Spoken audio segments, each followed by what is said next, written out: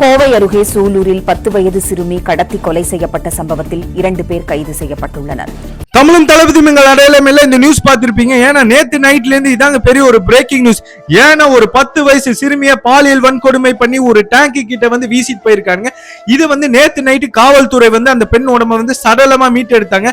அதை பண்ணது யாருன்னு அந்த தெருநாய்களை தேடிட்டு வந்த நிலையில இன்னைக்கு காலையில 2 தெருநாய்களை அரெஸ்ட் பண்ணிருக்காங்க. கீழே போட்டோ போட்டிருக்க பாத்தீங்களா, இவனுக்கு 2 பேர் தான்.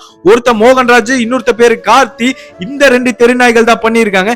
இவங்களுக்கு போலீஸ்காரங்க 27ஆம் தேதி வரைக்கும் நீதிமன்ற காவல்ல வைக்கணும்னு உத்தரவு போட்டிருக்காங்க.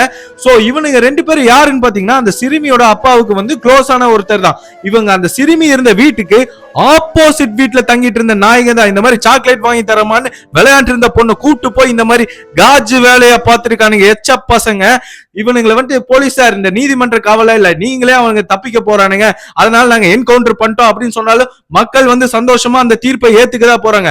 அதெல்லாம் போக அண்ணன் வி சம்பத்குமார் அவர்கள் அமைச்சர் அவர்கள் அந்த குடும்பத்தையும் நேர்ல பார்த்து மக்களையும் நேர்ல பார்த்து ஒரு நம்பிக்கை கொடுத்திருக்காரு. எவன் இந்த குற்றத்தை அவன் எவ்வளவு பெரிய ஆளா இருந்தாலும் இந்த குற்றத்தை பண்ணவனுக்கு உச்சபட்ச தண்டனை வழங்க போறோம் அப்படின்னு சொல்லி இருக்காரு. அது போக இன்னொரு நம்பிக்கை கொடுத்திருக்காரு. இதுவே லாஸ்டா இருக்கும்.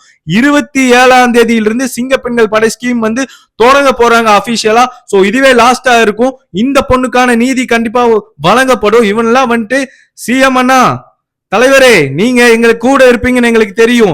இந்த ஆளை இந்த 2 பேரை நீங்க மக்கள் முன்னாடி கொலை செய்யற மாதிரி ஒரு திட்டத்தை கொண்டு அவனுங்களை போட்டுட்டு அறுத்து விட்டுட்டு இனிமே எந்தவனும் பெண்கள் மேல சிறுமிகள் மேல கை வைக்க கூடாதுண்ணா. அந்த மாதிரி ஒரு திட்டத்தை நீங்க கொண்டு வரீங்க, நாங்க கான்பிடென்டா நம்புறோம்னா. மக்கள் எதிர்பார்ப்பு அதானா, நீங்க கண்டிப்பா பண்ணுவீங்கண்ணா. நன்றிண்ணா.